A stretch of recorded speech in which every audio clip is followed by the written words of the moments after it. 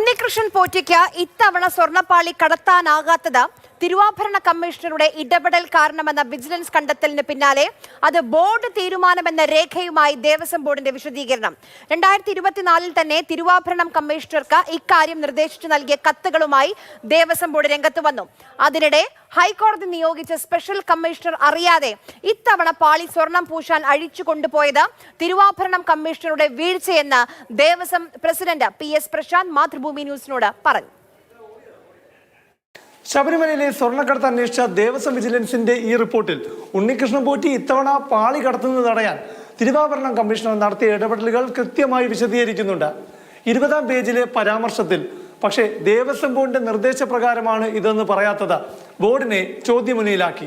2024 തിരുവാഭരണം കമ്മീഷണർക്ക് നൽകിയ കത്തുകൾ അടിസ്ഥാനമാക്കി ഇത്തവണ ദ്വാരപാലക ശില്പത്തിന്റെ പാളി ഉണ്ണികൃഷ്ണൻ പോറ്റിക്ക് കൊടുത്തുവിടാത്തത് ദേവസ്വം ബോർഡിന്റെ തീരുമാനമെന്ന് വാദിക്കുകയാണ് ബോർഡ് നേതൃത്വം.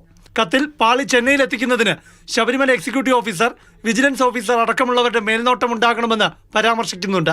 ദ്വാരപാലക ശില്പവുമായി ബന്ധപ്പെട്ട് നമ്മളുടെ ഒരു കമ്മ്യൂണിക്കേഷൻ ആദ്യം തുടങ്ങുന്നത് 27/9/2024 അന്ന് സുനില എന്ന് പറയുന്ന തിരുവാഭരണ കമ്മീഷണറായിരുന്നു.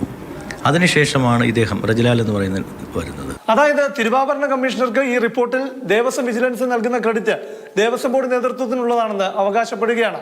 ഇത് മാത്രമല്ല, സ്മാർട്ട് ക്രിയേഷൻസിൽ സ്വർണം പൂശാനുള്ള സാങ്കേതിക വിദ്യയില്ലെന്ന് തിരുവാഭരണം കമ്മീഷണർ പറഞ്ഞതും ആ പറഞ്ഞത് ദേവസ്വം വിജിലൻസ് എഴുതി വച്ചതും തെറ്റാണെന്ന് ദേവസ്വം ബോർഡ് പ്രസിഡന്റ് പറയുന്നു. സ്മാർട്ട് ക്രിയേഷനിൽ ഈ പ്ലേറ്റിങ്ങിന് ഒരു ആധികാരികതയില്ല എന്ന പുള്ളിയുടെ ഒരു തെറ്റായ ധാരണയായിരുന്നു. ദിവസം പക്ഷേ അത് തിരുത്തിയിട്ട് പിന്നീട് അത് എന്തുകൊണ്ട് പിന്നെ റിപ്പോർട്ടിനകത്ത് വന്നില്ല? നിങ്ങൾ ചോദിക്കേണ്ട കാര്യങ്ങളാണ്. അതിനെ സംബന്ധിച്ച് എനിക്കറിയില്ല.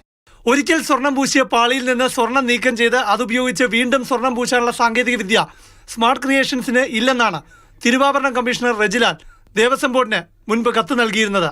ആ നിർദ്ദേശം മറികടന്ന് സ്മാർട്ട് ക്രിയേഷൻസിനെ ഏൽപ്പിക്കാൻ ദേവസ്വം ബോർഡ് നേതൃത്വം മുന്നോട്ട് പോയത് എന്തുകൊണ്ടെന്ന ചോദ്യമാണ് സംശയമായി ഉയർന്നതും. അതിനും വിശദീകരണമുണ്ട്. ആ സ്മാർട്ട് ക്രിയേഷനുടെ ആധികാരികമായ സ്ഥാപനമാണ് എന്ന് ഞങ്ങൾക്ക് ബോധ്യമുള്ളത് കൊണ്ടാണ് ഞങ്ങളത് കൊടുത്തുവിട്ടത്. ഈ റിപ്പോർട്ടിൽ പറയുന്ന തിരുവാഭരണ കമ്മീഷണർ റജിലാലിന് ഒരു വീഴ്ച സംഭവിച്ചെന്ന് ദേവസ്വം ബോർഡ് പ്രസിഡന്റ് വെളിപ്പെടുത്തുകയാണ്. ഇതെല്ലാം പുറത്തു വരാനിടയായത് ഇത്തവണത്തെ സ്വർണം പൂശലുമായി ബന്ധപ്പെട്ട വിഷയങ്ങളിലാണ്. ഇപ്പം സ്പെഷ്യൽ കമ്മീഷണർ അറിയിക്കേണ്ട എന്നുള്ളൊരു തീരുമാനം എന്തുകൊണ്ട് പറ്റിയതാണ്? അല്ല, അത് ഇപ്പോൾ ഞങ്ങൾക്ക് തന്നെ തിരുവാഭരണ കമ്മീഷണർ വിശദീകരണം തന്നിട്ടുള്ളൂ. അദ്ദേഹം അത് അറിഞ്ഞില്ല എന്നുള്ളതാണ്. ശ്രദ്ധയിൽപ്പെട്ടില്ല എന്ന് പറഞ്ഞ ഒരു എക്സ്ക്യൂസായി പറയാൻ പാടില്ല. അതിനെ ഞങ്ങൾ ചോദിച്ചിട്ടുണ്ട്, അത് വിശദീകരണം ചോദിച്ചിട്ടുണ്ട്. ഇതിലൂടെ വിജിലൻസ് റിപ്പോർട്ടിൽ ക്രെഡിറ്റ് നൽകുന്ന തിരുവാഭരണ കമ്മീഷണർക്ക് ഇത്തവണ ദ്വാരപാലക ശില്പത്തിന്റെ പാളി അഴിച്ചപ്പോൾ ഒരു തെറ്റ് സംഭവിച്ചെന്ന് ദേവസ്വം ബോർഡ് നേതൃത്വം വീഴ്ചയായി ഉന്നയിക്കുകയാണ്.